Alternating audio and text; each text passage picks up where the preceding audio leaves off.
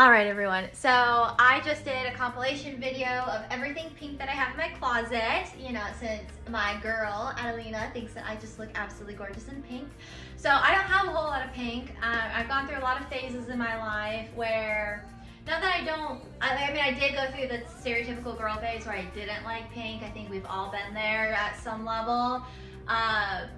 But I've gone through different phases of just wearing color. Like I tend to just love to wear black. I am a goth baddie through and through, and I just love how it goes with everything. I love the elegance of black. But over the years, I've been incorporating more color into my life. But this dress, I didn't incorporate myself. This is actually one of the first dresses that was a touch of color outside of red. So I had black, gray, white, and that was pretty much it. And then I had a deep burgundy dress. I had a couple dresses that I've collected over the years. But this was one of the first pops of color that I was gifted in my mid-20s.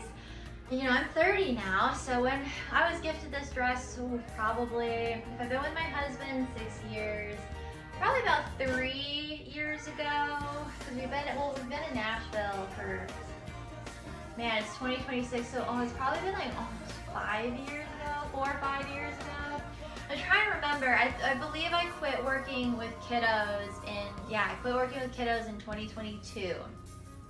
And then I quit being an OT in 2023, and then again in 2024, and again in 2025. In 2025, I finally put that career to rest completely. But anyway, so this dress was a gift from one of my Muslim families. I believe that they were from Yemen, if I remember correctly.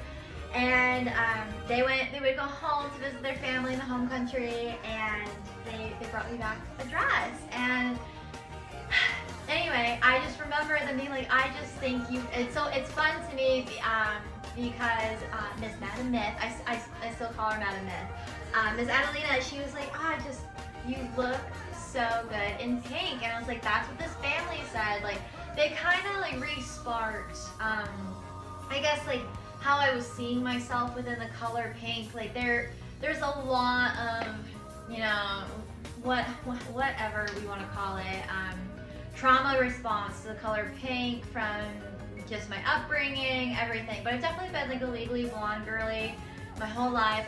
I've talked about how much I suffer from Elwood syndrome, and part of that rebellion was just avoiding being as Elwood as I can be, avoiding pink. And because you're not really goth, you're not really, you know, alternative, you're not metal, you're not brutal, you're not any of these fucking things, if you just express yourself differently. And I really got trapped in that loop of self-expression, you know, because I just really wanted to prove to people that I was goth, I was alternative, you know, I am goth, I am alternative, I am metal, I am this, I am that. And I'm just tired of proving myself, to be honest. But that's kind of this dress represents a lot of that. I've held on to it. You know, I don't wear it all that often, but the family, they absolutely loved it on me. And I mean, I love it on me. I love the gold. I think it's embroidered just absolutely perfectly.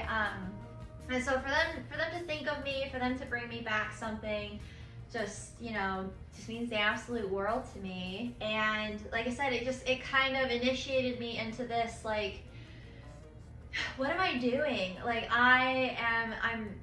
I'm intentionally torturing myself. I'm intentionally missing out on all of these things that I love just to prove myself to a community that's not going to accept me no matter how hard I prove myself. You know, I learned that with powerlifting. I talk about that quite a bit, about how in powerlifting, you know, people didn't accept me as a powerlifter for a variety of reasons. I was too skinny, I wasn't strong enough, I didn't compete, this, that, or the other.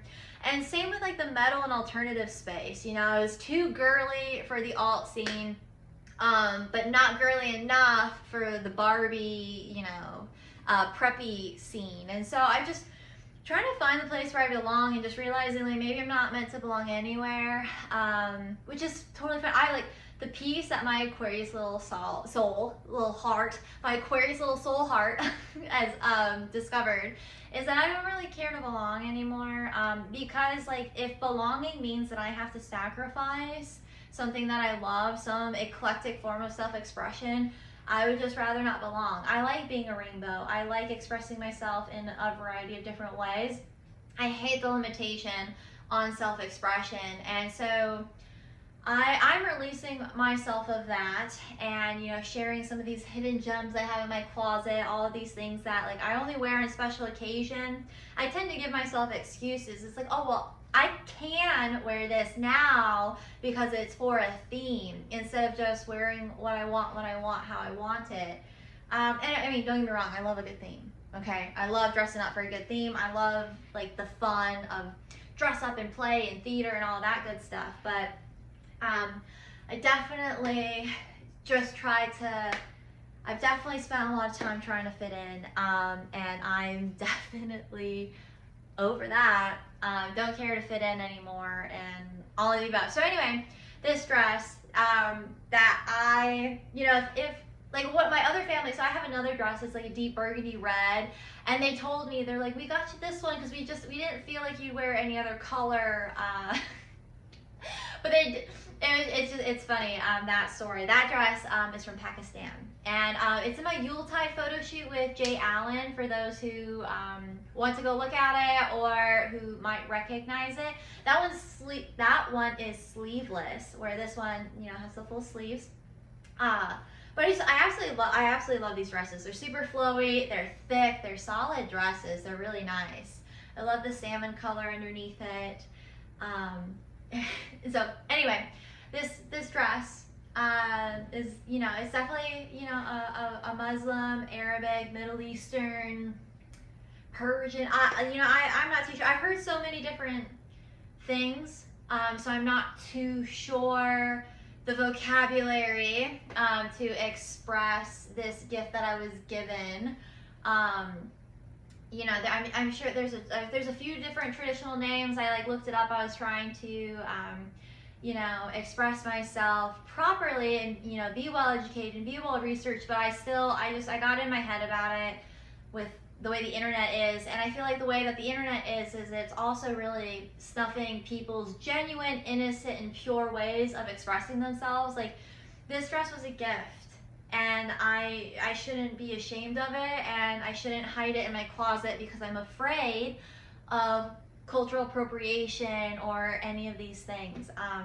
I think that we need to start respecting how many people want to appreciate a culture by participating in it, and that includes dresses and like other forms of clothing, spiritual practices, food, music, and all of the above. I am not for cultural exploitation at all. Okay, people who are only in it to get money, I think that's gross.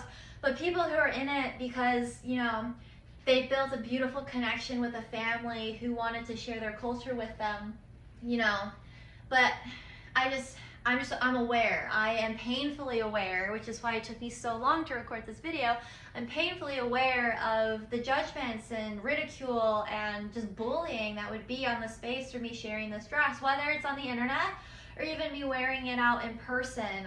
You know, I'm obviously not a Muslim woman, but this, you know, why else would this dress this dress doesn't deserve to just collect dust in my closet. It deserves to be worn and loved and seen and expressed in the light, as it is. And so I'm not claiming any cultural anything with this. I'm claiming a dress of love, a dress that was beautifully made. I love the embroidery on it, like the golds and all the shades. It's a gorgeous dress, and I hope everyone loves it on me as much as the family loved it on me. You know, they had me try it on, and I did a little twirl and a catwalk and everything. And I know they talked about, you know, having like a headscarf to go with it, and I'm not against that, I think that that would add to it, especially with, like, you know, I could picture all the different ways that I could style it with, you know, all the love in my heart, especially because, you know, how much I dream of traveling the entire globe. I've only been to a few places, but I dream of more and more, and this would definitely be something I would love to take with me and go adventure and just connect to more people, because despite how different the families that I worked with and I were, we still loved each other. They, you know, they didn't, excuse me, they didn't judge my tattoos. They didn't really judge me for most families. I have had families who've judged me. I have had families who find out about me one way or another, or hear me say something, or whatever the situation is in my self-expression, and they, you know, they choose to opt out of a connection with me because it goes against their faith. And, you know, all the respect in the world to them. You know, everyone is entitled to live their life however they choose to live it. And, you know, you're allowed to choose who you want in it. But most of my families, like my families who gifted me this dress, they accepted me for all of my differences. And that is just one of the greatest gifts I think you can give someone, is the freedom to be themselves and the freedom to connect with them. Like, I was able to share my background and my culture with them, you know, within reason, and they were able to share theirs with me, of course, within reason. We all have our boundaries and everything, but you know, I think people want to connect more than they want to divide, and I think they want to express more than they want to conform or control. You know, I think people have a lot more fun when they have the freedom and the ability to relax into these forms of self-expression and not worry if the internet is going to cancel them or bully them or harass them or whatever the situation is, over something as magical as a gifted dress. So it's kind of like my TED Talk on it. I could ramble on and on and on. I mostly just wanted to tell the story about this dress and how it inspired me to, you know, start buying more color, express myself with more color. I've started experimenting quite a bit with my fashion sense. I felt really limited in the alt space for a variety of reasons, especially because I'm definitely like a goth fairy. I'm definitely just a little goth dragon princess. And I, you know, the more I connect to the occult and the more I connect to magic, the more it seems like just welcoming in color. You know, in a lot of occult spaces, people think it's all black and white or like the dark doom gloom colors, and I really fed into that. It's like, if I'm going to be accepted, if I'm going to be credible in this space, then I have to perform and look a certain way. And I don't think that that's true. Not just in an authentic like perspective, because it's like, well, the alternative side of me, the goth side of me, is still authentic. But two things can be true at the same time. I can be an Elle Woods, I can be a Cher, Clueless, and our singing queen. And I can be a Morticia or a Wednesday. I can be a corpse bride. I can be a Sally. I can be everything in between. And I don't have to, you know, be chained and bound by others' judgments because they just want to assume and project that I'm doing this with malicious intention, when that's not in my nature. It might be in other people's nature, but it's not in my nature. Everything that I do comes from a place of love. Got a stupid phone call. I knew it was going to mute me if I kept talking. I forgot to turn my phone on Do Not Disturb. But anyway, so everything I do, no matter how perfect or imperfect it is, comes from a place of love and just genuine joy, appreciation, curiosity, and experience. Like, I want to experience the world. I want to experience everything that anyone and everyone has to offer. I love when I'm pushed out of my comfort zone to try new foods. I love being initiated and sharing new cultures. I feel like it expands my consciousness, my gnosis, my skill level, all of the above. But it brings me closer to humanity. This idea that we are all divided and gatekeep culture is just ridiculous, because it's human culture. And I understand protection. I understand that there are bad people in the world. I understand all of these things. I've talked about this a lot.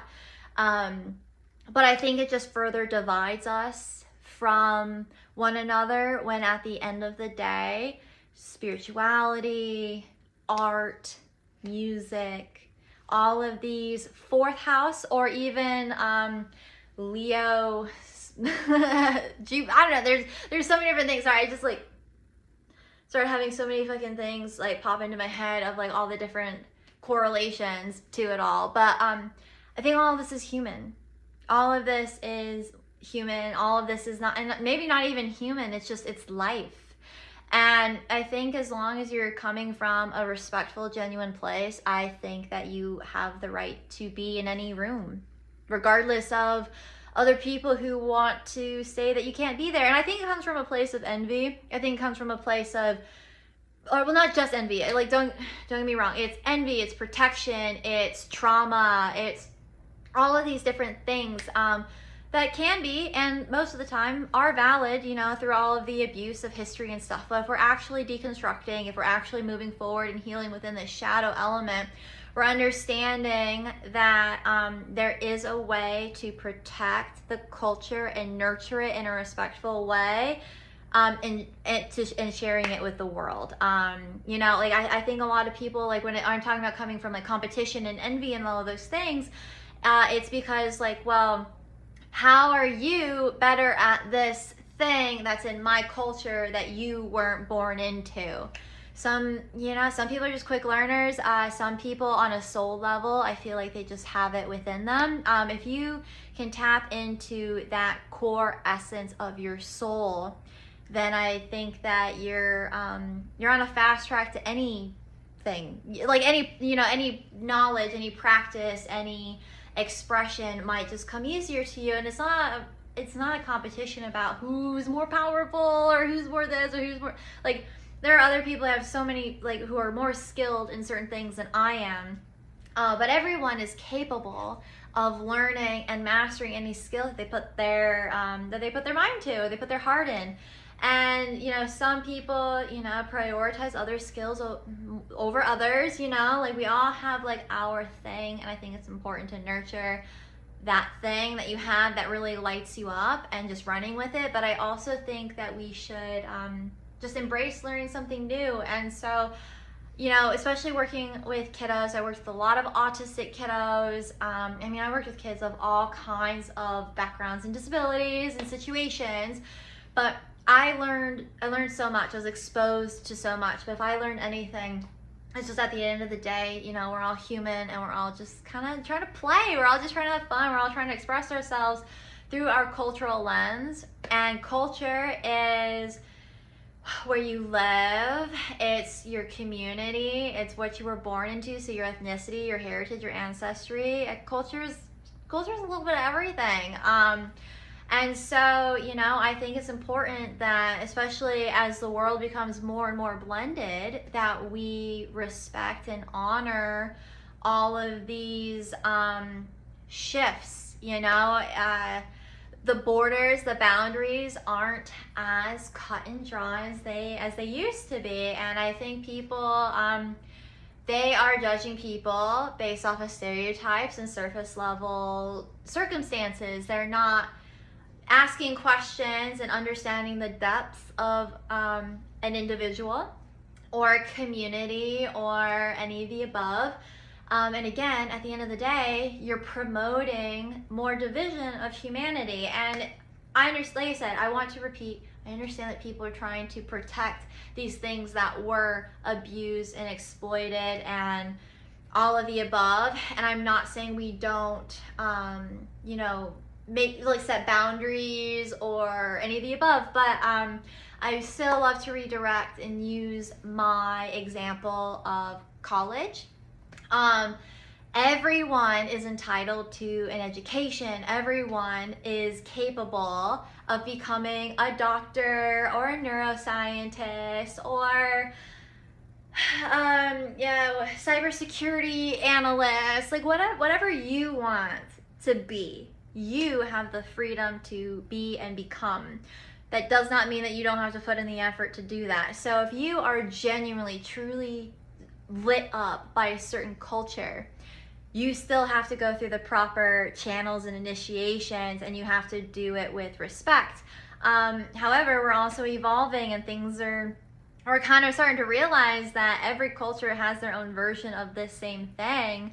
And so the accessibility, I firmly believe, as an OT, as a retired OT, I firmly believe in the philosophy of high quality of life for the individual, regardless of their circumstances, and the accessibility for everyone to become that of which that they will, that of which that they desire to be from a pure, heart-centered place. And for me, that's an eclectic spiritual rainbow. That is a woman of the world. That is an explorer of the world. Like I said, I love connecting to new cultures. I love finding that bridge into humanity. I think we have so much division going on, whether it's race, gender,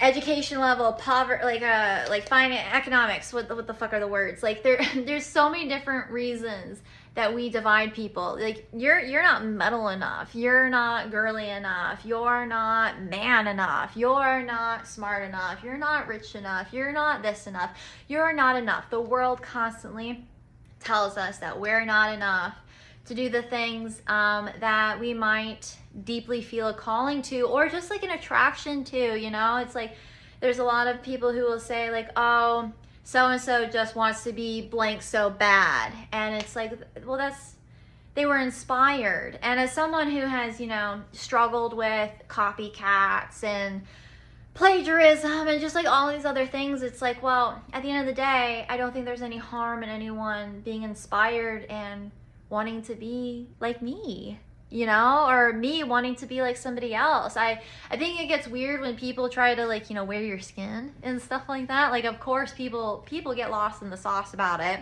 Not denying that. But just generally speaking, most of the time, I tend to believe through my experience of connecting to individuals, right? I think collectively it gets gross, and we see that on the internet a lot, but genuinely, people, in person, on an individual level, they're just inspired. They just think it's cool. They just think it's fun. And that should be, I think that should be nurtured. I think that should be honored. And I think that should be respected. But I also think, it's up to people to cite their sources, like, hey, I really like this music style. But yes, no, Black people created it. This is a Black music style, and I'm a white person and I'm expressing it, but it's because of how much I love it. Inspiration comes from a place of love, not a place of exploitation most of the time. Of course, there are bad people, okay? But I think we're putting the blame on the wrong person. Instead of being mad at governments and institutions and all of these other things that divide us, we are attacking our fellow neighbor. And most of the time, like the neighbors, they don't have the power. So you're just attacking them because you can, because you feel helpless making a change against the government or whatever oppressive system that you are triggered by. So instead of trying to change the system, you're attacking the individual. And I understand, like, we all need to be re-educated. Like, again, this is such a nuanced, deep dive conversation that we can go in circles around. So it needs to be understood that I'm aware of all the work that we need to do on an individual plane.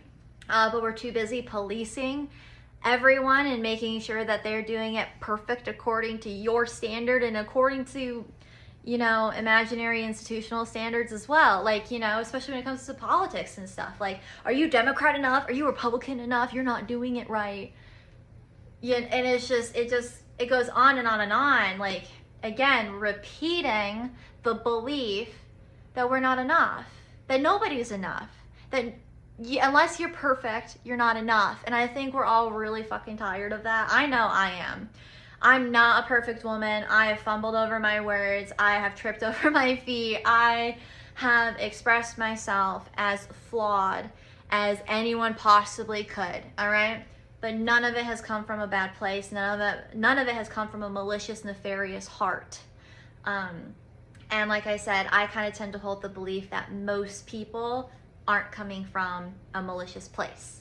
And this idea, this trauma response that we are all defensive because we're assuming that people are coming from a malicious place, we need to kind of heal. And I think that that's just because humans have betrayed each other. It's because we can't trust each other. Our social agreements to be safe and protected, provided for within our own species has been completely shattered. So how do we rebuild trust? Well, we can start rebuilding trust by not attacking people for being imperfect, or for finding love, joy, and inspiration from something that's outside of themselves. Especially, like I said, this modern world is such a melting pot. America is such a melting pot.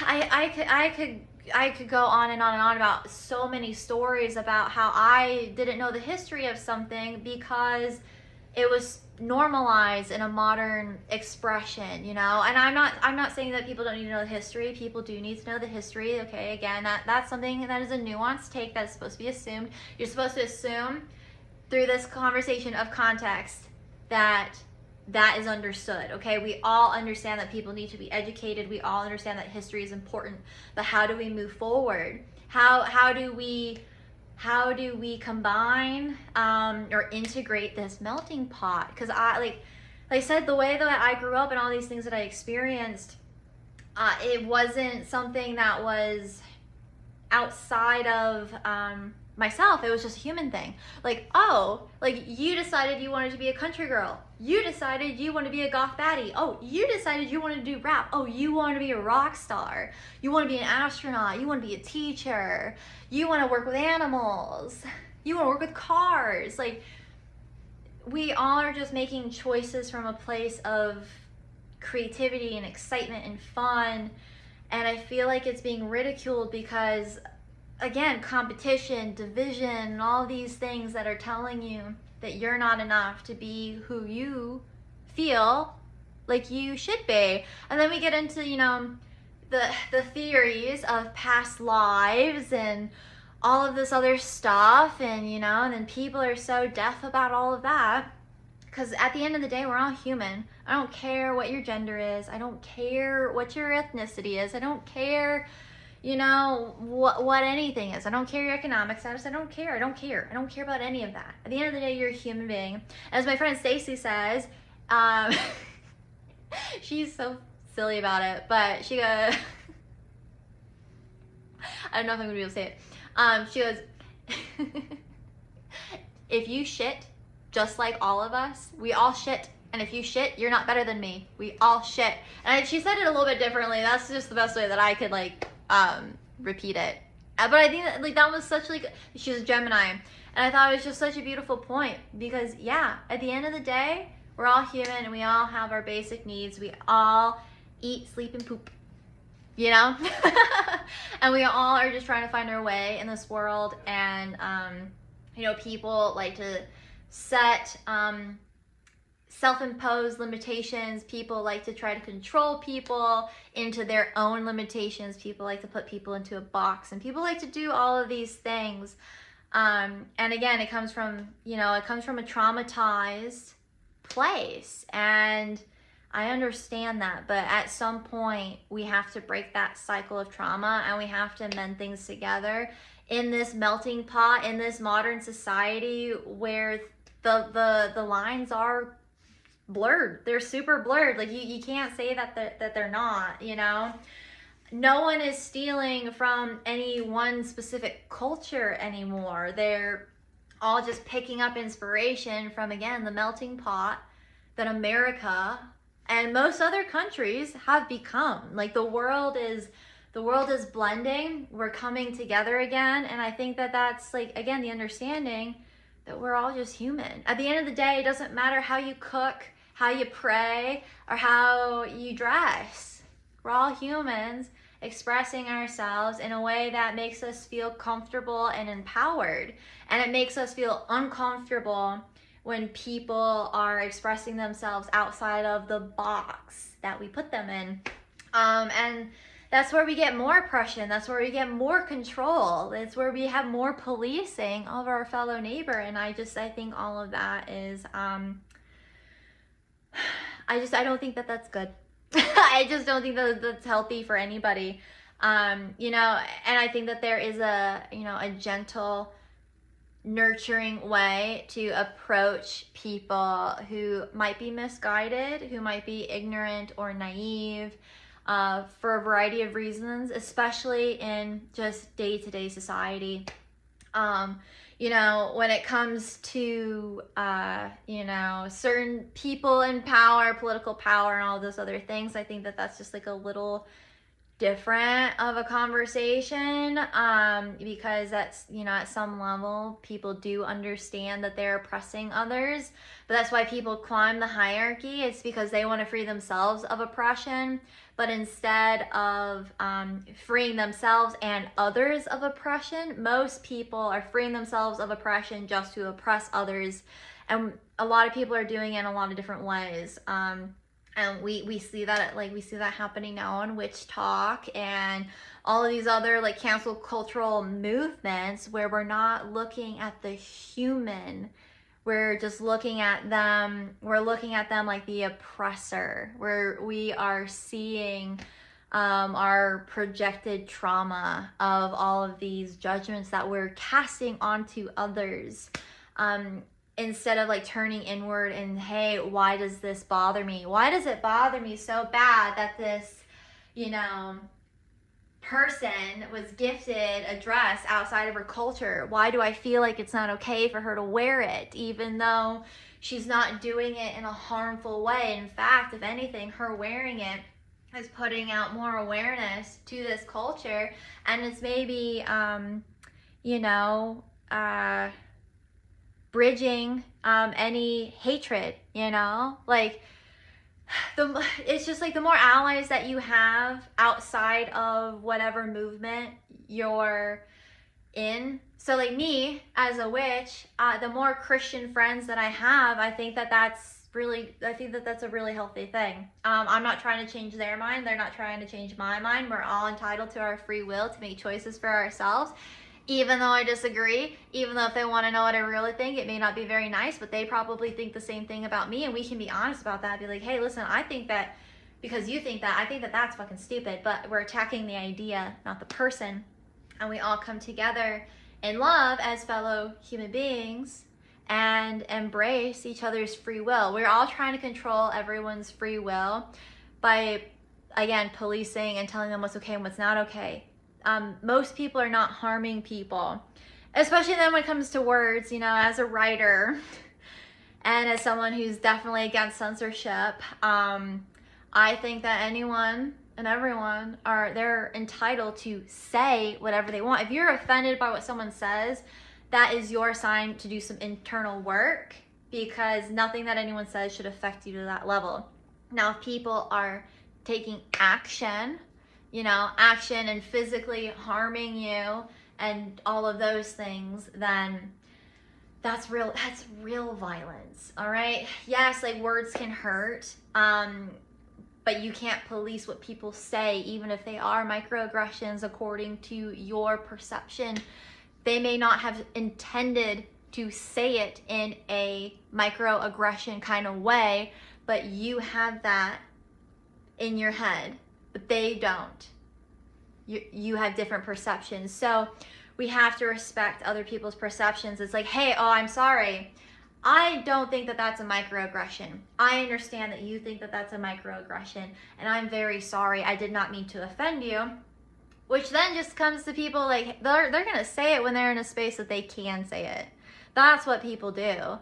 And like, you hear it all the time. Like, people don't say the N-word until they're alone in their room rapping a song. And then it's in the song and no one's around, so did anyone really hear it? We all have like these weird control mechanisms that I just don't really agree with, you know? Unless someone is like actively harming someone, you do whatever you want. Like, say whatever you want, be whoever you want to be. And there's a certain line that is, you know, inexcusable. But people keep bringing that line closer and closer, and like in a way that feels suffocating. I feel like everyone feels suffocated. I feel like everyone is so paranoid and anxious. I know I am. I know, like, there's a lot of things that I am terrified to express, or I overthink the expression of it. And it's because, like, I'm afraid I'm going to be misunderstood. Most people are being deeply misunderstood for their intention. All right? Intention really does mean a lot, even through all the flaws. All right? And that, again, that doesn't mean that people don't need to try to be better, but most people are not giving others a chance to be better. You're not hearing them out. You're not accepting, like, or understanding, where you're not empathizing with the other person. And I talk about, you know, empathizing with your abuser, and that does, you know, don't get fucking lost in that. A lot of people get lost in that all the time, but if you can empathize with your abuser as like a therapeutic thought experiment, as a shadow work exercise, then when someone triggers you because they are representing a part of an oppressor or an abuser in your mind, if you've already done the shadow work to empathize with your oppressor or your abuser, then it is easier to see the human in the person who is most likely, in a day-to-day scenario, not going out of their way to harm you. Again, situational. But here on the internet, I think most people are just trying to have fun. I think most people are just trying to express themselves. And I think most people are trying to connect to community. It's like, hey, I like this. I think this is really fucking cool. I'm jazzed about it. I want to find more like-minded people. And then all you realize is that just like you weren't good enough for your family, you're not good enough for this community. And so we all stay isolated. I think a lot of people are lonely and isolated. And I think a big part of that is because there is this culture, for whatever reason, and it's in everything. There's a human culture of division and exile, and people just not being good enough despite their best efforts. And instead of encouraging people to be better, you're actually like making sure that they never get a chance to be better.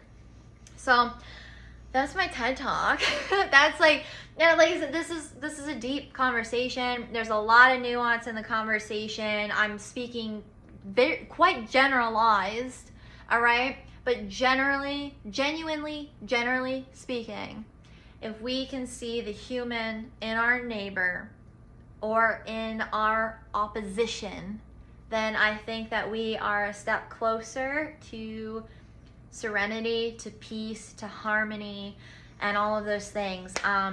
No matter how imperfect someone is, at the end of the day, I don't want to promote division. Even if I think that they're wrong, they probably think that I'm wrong, and they're entitled to think that. I'm entitled to think that I'm right. They're entitled to think that I'm wrong. We're all entitled to make our own conclusions, because the only truth that we can actually know is what we experience, and we all have different levels of experience and perception based off of all of the cultural points, which is geography, ethnicity, ancestry, and wherever you venture. Like, if you move somewhere, you're gonna, adopt and be initiated into a new culture. And I don't think that that's a bad thing. In fact, I think that that's actually a positive thing, especially for people who don't travel. You're afraid of this thing that you don't know. That's usually what it is. People are afraid of the unknown. They don't know about a certain culture, and they don't know about a certain thing.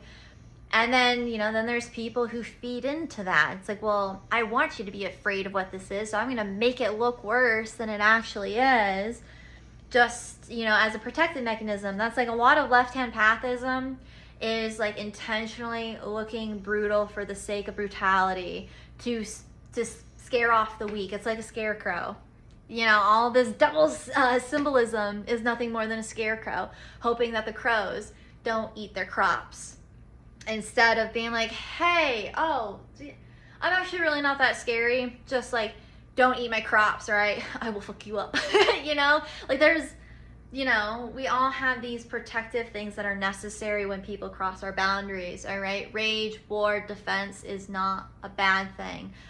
However, we are jumping to defense when maybe we don't need to, instead of maybe understanding that, hey, the world is abundant and I can safely, securely share this side of me with others, and we can all work together to do our part, play our role, and keep the world going round. So I don't know if any and all of that like really comes together or makes sense, but I just know that I am blessed to know all of these eclectic, diverse, different people who have made me a woman of the world, someone who's more well-rounded, I suppose. Like, I don't know the best way to express it, but I'm really grateful for the people who initiated me into their culture, who welcomed me in with open arms and didn't instantly get defensive because I am Sarah from Farmington, New Mexico, and all of the stereotypes that you could apply to me. I have white skin, you can call me a white woman, even though, as I said before, I am a deeply mixed woman. I have been leaning deeply into my Hispanic heritage as my grandmother has passed. And that was, she was my Hispanic lady, my grandma Sammy, and then her mother Juanita, my great grandmother.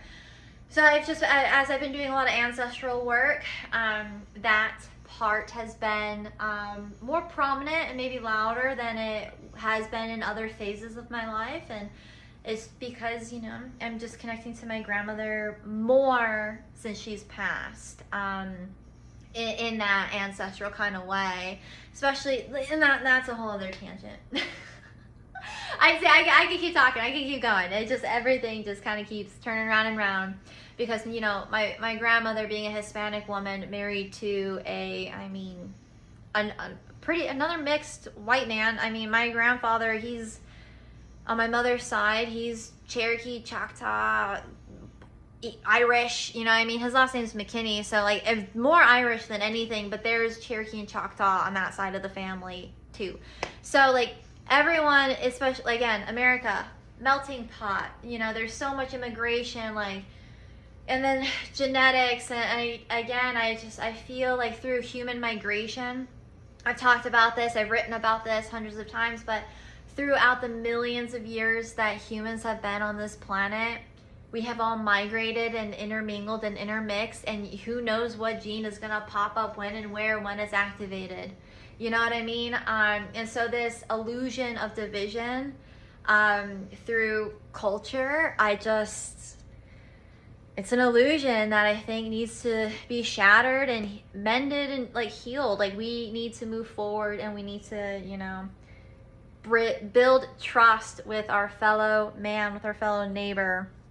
On multiple planes, racially, sexually, with, genderly. I don't know if sexually and genderly would fit into that, but all of the things. All right, men and women need to come together.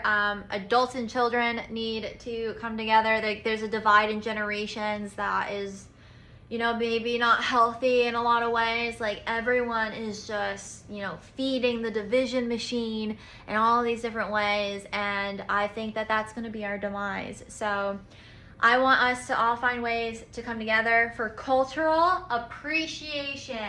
Cultural appreciation with love and respect for what the culture is. I may not have always been perfect, but I do my best to be as well educated as I possibly can. I'm a deeply curious woman, and so some of my sources, you know, it's from their personal experience, and you know, everyone in history, which history book is right, you know? You talk to the good guys or the bad guys, you talk to the winners or the losers, you're gonna get a different story. And I like hearing all the stories, and I like making my own conclusion. And I think that is all anyone can really do for themselves. So anyway, with all of that, I hope you guys enjoy my dress. I hope you enjoy my dress. I hope you enjoy my rant. And I just, you know, I'm just so grateful for the families that gifted me this dress, my red dress, and every other, you know, outfit that or tool or talisman or experience or food that I've tasted, whatever I have absorbed from all the cultures and individuals that I have interacted with. I am so grateful. I'm so blessed that I had the opportunity to experience something outside of myself and outside of the little tribe that I was born, my nuclear family. I think my life would be so boring, and I mean, I was depressed for years. I mean, I was so depressed, and I think it's because people just kept trying to force me to fit into this box of the family that I grew up in, you know, white Christian conservative. That was the box, even though it still didn't fit, because there's my Hispanic grandmother right fucking there. But because, oh, again, back to my grandpa. So because of, like, you know, he's this, you know, white man or whatever, and in the culture, you know, that, like, people forget that a lot of immigrants, especially in certain generations, those immigrants had to give up their language. They had to change their name. There's all of these things in history that harmful, just absolutely fucking harmful. And so even my grandmother had to be forced to wear an identity that wasn't true, or that didn't really fit. And I definitely, I feel like I felt that wound a lot. Ooh, low power mode. I hope it didn't ruin that. But since my phone's about to die, I will wrap this up. But so yes, there's been, you know, through the age of Pisces, there's been a lot of shadows, been a lot of demons, been a lot of negative, harmful, violent, nefarious, like malicious, bad things. And we can't deny that that's happened, and we can't, you know, we can't control those things. And, you know, of course, like, those things to an extent will always exist, but how we choose to approach them and heal them, I think, you know, I think we need to put more thought into that. I don't think we're handling things the right way. I think the way that the world is handling things is, again, going to be for our demise. It's going to promote more division and on civil unrest. And I don't want that. We're, like I said, we're all humans. We're all living on this planet. It shouldn't matter whether you're English or German or African or Egyptian or American or Mexican or Brazilian. I'm trying to think of any random thing that can pop up. It shouldn't matter, all right? Because at the end of the day, we're all humans. And so why isn't everywhere designed for the sustainability of humans and for us to connect with one another? Everything is made for us to be divided, you know, and then there's, like, you know, on the news politically, like, oh, well, we're superior to you because we think this way, and so we're better than you, and you're not good enough because you don't have accessibility to this or that or whatever. And so my main conclusion is unity, accessibility, and love. You know, like, just quit policing each other. Like, maybe ask them a question. Because here's the thing, if I just posted this dress without my hour-long explanation, I guarantee that there are people who would get really upset at me for wearing this dress, especially if they have like a smidge of understanding about my background. And even people who don't, if they just see a woman of my skin tone wearing this dress, I guarantee that there are people who try to police me, and I think that that is gross. Because instead of asking like, oh, hey, like, where did you get that dress? Like, how did you, blah, blah, blah, blah, blah, blah, blah. And then you can hear me tell the story about this really lovely family that I worked with, that welcomed me into their home, that allowed me to treat their child and to help heal their child. And they got to know me, I got to know them, and we just had this really amazing bond. That who would have thunk, you know? And I know people are always really surprised. They're really shocked when they find out that I'm a, whatever I am, you know, a pagan, a Luciferian, a left-hand path practitioner, a dark goddess, a blah, blah, blah, blah, blah. I don't like titles. At the end of the day, I don't like titles. I don't like, I like titles in the sense of it's nice to categorize, like, I like differentiating my Hispanic heritage from my Irish heritage, from my Italian heritage, from my Cherokee heritage, from this heritage to that heritage, and all of everything in between. I understand that vocabulary for communication purposes, but I don't enjoy it as far as meaning that I have to fit into this box. And because, like, I mean, we're all allowed to eat whatever food we want to eat, as long as it's made properly. The only time people get mad is when it's made bad, all right? Have you ever been to a whitewashed Mexican restaurant? Have you ever had white tacos? Okay. My husband and I joke about that. He'll be like, he'll like want to go try a Mexican restaurant. He'll want tacos, and we go to a place, and he'll be like, fucking white people tacos. And because it's not made right. It's not made with integrity. It's not made with love. It's not made with inspiration. It's made because they know that they can make money because everyone likes tacos. So as long as we're all being authentic, and as long as we're walking with love and integrity, I don't think that we need as much policing, even when speaking imperfectly, all right? I don't think we should be putting people in a box. I do not like being put, like when I was blonde, I hated being put in the blonde box. You know, and then I started getting into punk. I didn't like being in the punk box. I didn't like being in the goth box. I didn't like being in the pop box. I don't like being in any boxes, and I don't think anyone likes being in a box. I think when it comes to boundaries, it's not forcing people to fit a narrative. That's narcissism, is when you're forcing people to fit a narrative that you created for them, instead of seeing them as an individual, as an autonomous being outside of you that is connected to the human foundation that we all stem from. So, I don't know. Those are my thoughts for what it's worth. And I don't know if all that rambling made sense. So now this gets to go on YouTube instead of TikTok, but here we are. So anyway, thank you to the family who gave me this absolutely gorgeous dress. I love it more than all my words could ever truly express. I think it's so fun. I think a beautiful headscarf would just be absolutely amazing to wear with it. I would love shoes to go with it. They gave me jewelry, but the jewelry didn't fit, and I have since re-gifted that jewelry because, you know, there's no way it was gonna fit for a variety of reasons. And so anyway, I just, I think the way that we choose to culturally express ourselves is a form of art. And I think everyone is entitled to the accessibility of art. And again, I think it promotes unity and harmony instead of division. So everyone's allowed to be an artist. Everyone's allowed to express themselves. Everyone is allowed to be free. As long as you're coming from a place of authenticity, integrity, and love. So that's my philosophy. That's my conclusion of all the things that I've learned on my path so far. So, and funny enough, it's a left-hand path and I sound like Jesus. Who knew? Anyway. Much love, everybody. I hope you enjoyed this rambling, and I'll see you on the other side. Oh wait, I should do that. Hold on. I need to get better at this.